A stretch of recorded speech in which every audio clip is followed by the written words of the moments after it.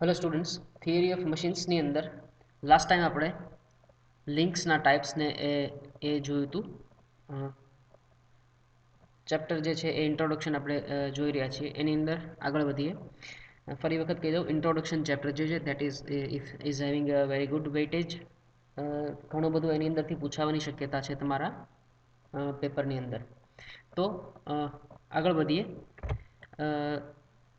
અલગ અલગ ડેફિનેશન્સ અને એની અન્ડરસ્ટેન્ડિંગ અને ફંડામેન્ટલ્સ જે છે એ આપણે જોઈ રહ્યા છીએ. એની અંદર હવે આપણે જોઈએ દેટ ઇઝ સ્ટ્રક્ચર. કે સ્ટ્રક્ચર કોને કહેવાય. જનરલી સ્ટ્રક્ચર અને મશીનની કમ્પેરિઝન થતી હોય છે. આપણે એ જ આજે જોવા જઈ રહ્યા છીએ આજના દિવસે. તો first of all what is structure, એક ડેફિનેશન વાંચી દઉં, પછી એનો મિનિંગ જે છે એ હું તમને સમજાવું. It is the assembly of a number of resistant bodies having no relative motion between them and meant for carrying loads having straining action. Number of resistance bodies, અથવા તો આની જગ્યાએ લિંક્સ એવો શબ્દ વાપરો તો પણ ચાલે.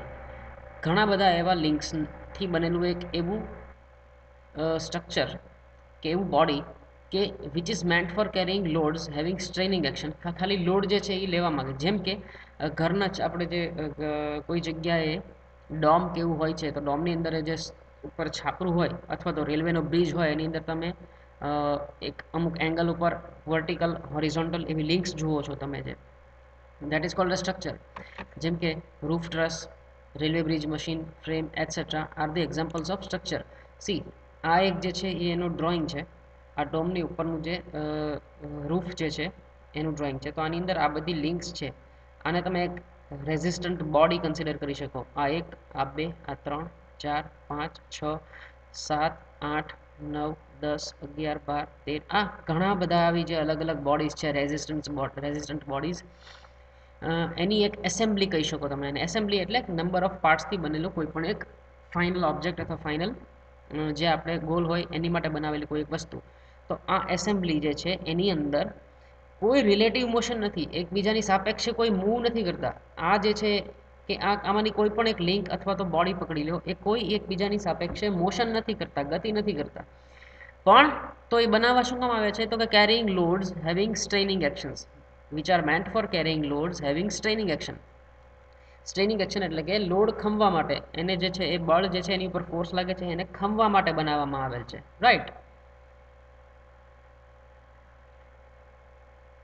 તો they are meant for carrying loads having straining action.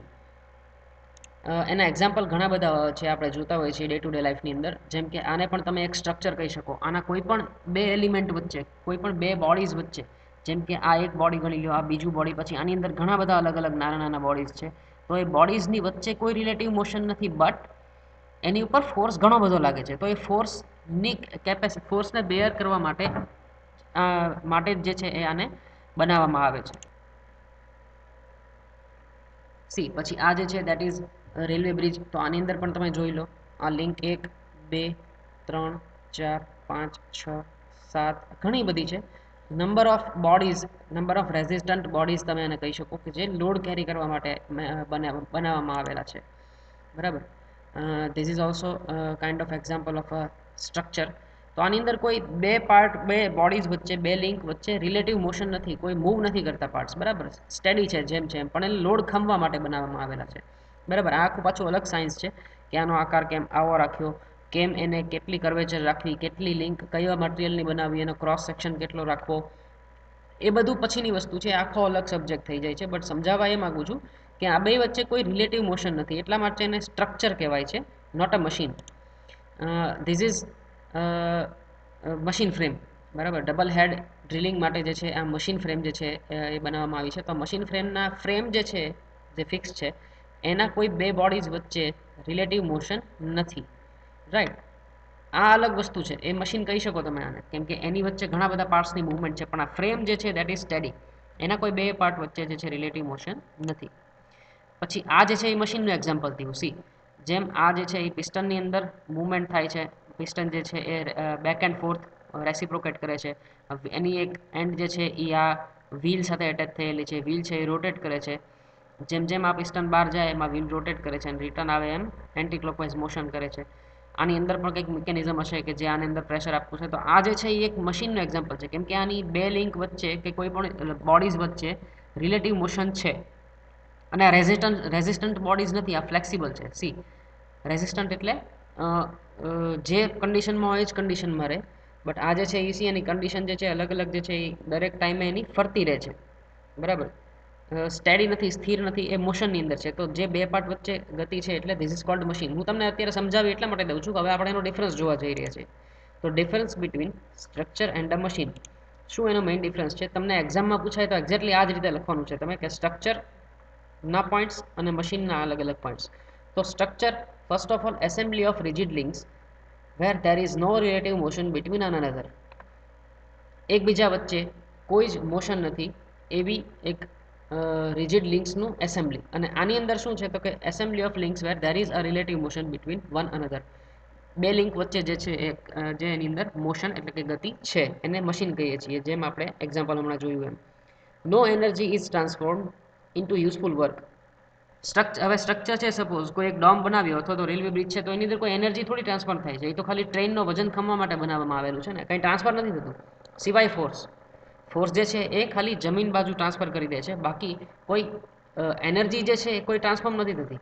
અને આની અંદર transform the available energy into some useful work.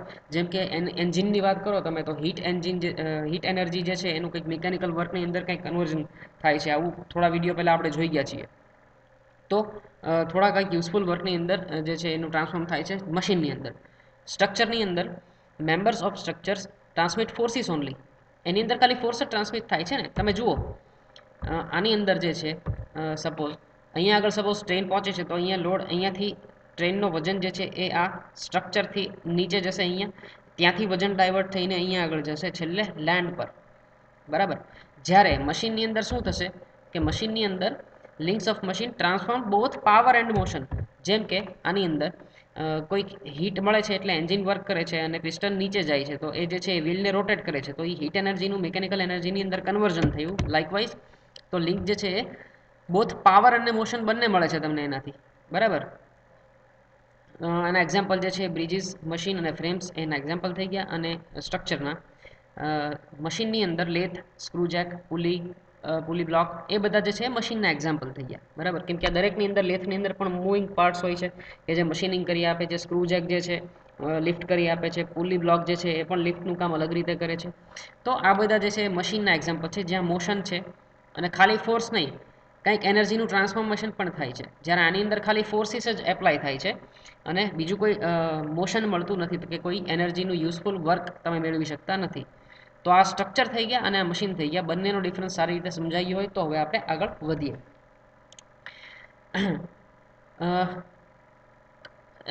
Types of motion actually જે છે એ આનો ટોપિકનું નામ છે, ટાઈપ્સ ઓફ કન્સ્ટ્રેન્ડ મોશન. કયા કયા ટાઈપના કન્સ્ટ્રેન્ડ મોશન આવે છે? કન્સ્ટ્રેન્ડ મોશનનું ગુજરાતી તો હું નહીં, પણ હું તમને બેઝિક એનો કોન્સેપ્ટ સમજાવું કે અલગ અલગ મોશન આપણે કરતા હોઈએ છીએ. જેમ કે તમે દરવાજાને આગળ યારા મારો તો એ કોઈ કંઈક અલગ ટાઈપનું મોશન થઈ ગયું. ગિયર રોટેટ થાય છે તો એક અલગ ટાઈપનું મોશન થઈ ગયું. પછી પિસ્ટન સિલિન્ડરનું મોશન છે તો એ અલગ ટાઈપનું મોશન થઈ ગયું. તો તમે એની ઉપર કેટલા ફોર્સ લગાડો છો કોઈ લિંક ઉપર, અને એ લિંક ઉપર ફોર્સ લગાડ્યા પછી તમને એનું રિઝલ્ટ શું મળે છે, બરાબર, એની ઉપર ડિપેન્ડ કરે છે. હું તમને એક ફિગરથી વધારે વ્યવસ્થિત સમજાવું, પણ ટોટલી 3 ટાઈપ હોય છે: completely constrained motion, incompletely constrained motion અને સક્સેસફુલી કન્સ્ટ્રેન્ડ મોશન, બરાબર. Relative motion between two links in contact with each other have different patterns of constrained motion. કોઈ બે લિંક જે છે એ જોઈન્ટ થાય, જેમ કે આગળિયારો અને એની અંદર જેની ઉપર એને સરકાવવામાં આવે છે એ હોલ અથવા તો ક્લેમ્પ કે જેની અંદર એને સરકાવવામાં આવે છે, તો એ બે લિંક થઈ ગઈ. તો એની વચ્ચે કયું કયું મોશન થાય છે, કોઈ પણ બે લિંક વચ્ચે કયા મોશન થાય છે, એની ઉપરથી એના 3 ટાઈપ પડે છે. પહેલું જે છે કમ્પ્લીટલી કન્સ્ટ્રેન્ડ મોશન, જેની અંદર અત્યારે સમજાય નહીં તો ડોન્ટ વરી, ફિગર જેવી હું બતાવીશ એટલે તમને બધું જ ખ્યાલ આવવા મળશે, સો ડોન્ટ વરી.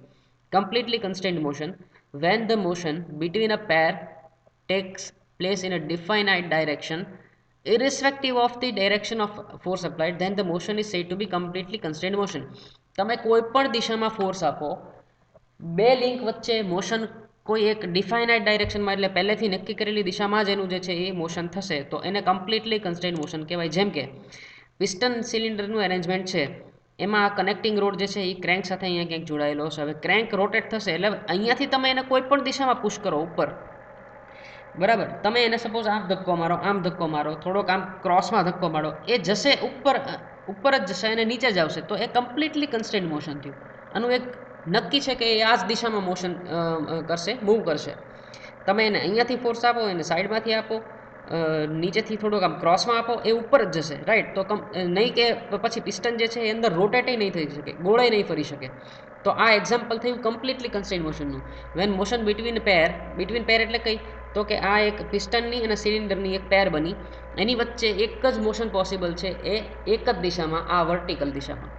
પિસ્ટન અંદર રોટેટે નહીં કરી શકે કે આની સિવાય ક્યાંય આડોય નહીં થઈ શકે, બરાબર. તો આ એક્ઝામ્પલ થઈ ગયું કમ્પ્લીટલી કન્સ્ટેન્ટ મોશનનું. બીજું, incompletely constant motion. When the motion between a pair can take place in more than one direction, it is said to be incompletely constrained motion. જેમ કે જો આ કમ્પ્લીટલી કન્સ્ટેન્ટ મોશનનું એક્ઝામ્પલ હતું, આની પહેલાંનું જે આપણે ટાઈપ જોઈએ કે આ સ્ક્વેર બાર જે છે, ચોરસ સરિયો, એ એક ચોરસ હોલની અંદર પાસ થાય તો તમે એને અંદર રોટેટ ન કરાવી શકો, તો એ કમ્પ્લીટલી કન્સ્ટેન્ટ મોશન થયું, જે હમણાં આપણે પહેલાં જોયું એ.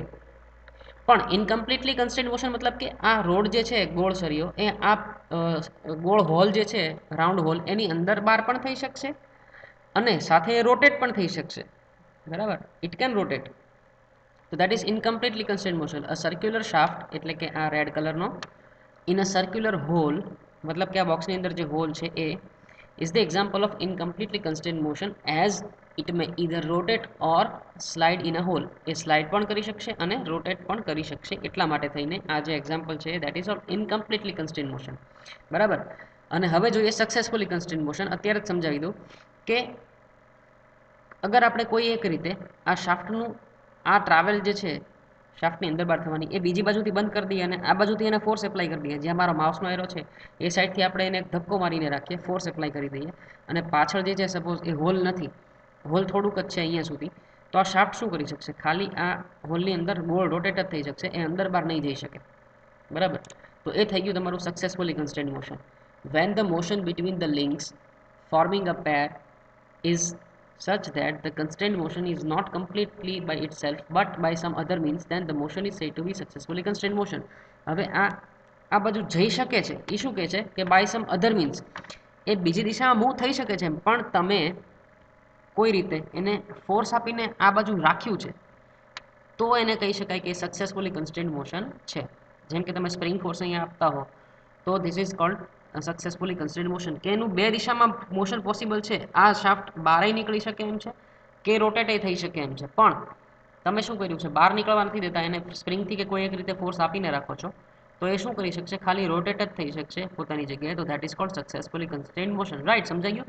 તો ખાસ આ વસ્તુ યાદ રાખજો, કમ્પ્લીટલી કન્સ્ટેન્ટ મોશન એટલે ગમે તે દિશામાં ફોર્સ આપો, એક જ ડિરેક્શનની અંદર મોશન પોસિબલ હોય. જેમ કે આ સ્ક્વેર હોલ જે છે, આ બ્લુ કલરના બોક્સની અંદર સ્ક્વેર હોલ છે, એની અંદર રેડ કલરનો જે છે સ્ક્વેર બાર જે છે ચોરસ, એ તમે ખાલી સ્લાઇડ કરાવી શકો, એને રોટેટ ના કરાવી શકો, એને ગોળ ન ફેરવી શકો હોલની અંદર. તો that is cold constant motion. એક જ દિશામાં જે છે મોશન પોસિબલ છે, તમે ગમે તે ડિરેક્શનની અંદર ફોર્સ આપી હોય. ઇનકમ્પ્લીટલી કન્સ્ટેન્ટ મોશન એટલે કે બે ડિરેક્શનની અંદર મોશન પોસિબલ છે, મતલબ એક કરતાં વધારે ડિરેક્શનની અંદર મોશન પોસિબલ છે. તમે એને સપોઝ ટોર્ક આપો, ગોળ ફેરવવાની ટ્રાય કરો તો ગોળે ફરશે, અને તમે એને લિનિયર ફોર્સ આપો આ દિશામાં તો એ લિનિયર મૂવમેન્ટ પણ કરશે. તો that is called incompletely constant motion. અને સક્સેસફુલી કન્સ્ટેન્ટ મોશન એટલે કે એક કરતાં વધારે દિશાની અંદર મોશન પોસિબલ છે, બટ તમે by some means, by other means એટલે કે કોઈ બીજી રીતે તમે એને ફોર્સ આપીને ત્યાં રોકી રાખ્યું છે. મતલબ કે તમે એને ટોર્ક આપો તો એ ફરશે ખરા, પણ આ બાજુ લઈ જવાની ટ્રાય કરો બહાર, તો એ બહાર નહીં નીકળે, કેમ કે અહીંયા કોઈ એક ફોર્સ એને ઓલરેડી આપેલું છે. So these were the types of constant motion. Important theory છે, ત્રણ આવે: completely constant motion, incompletely constant motion અને સક્સેસફુલી કન્સ્ટેન્ટ મોશન. તો ખાસ જે છે આ જે છે યાદ રાખી લેજો. ના સમજાય તો મારા કોન્ટેક્ટ કરજો. કીપ રીડિંગ, વાંચતા રહેજો, અદરવાઇઝ પાછળથી બધું એકસાથે ભેગું થશે. So fine, by.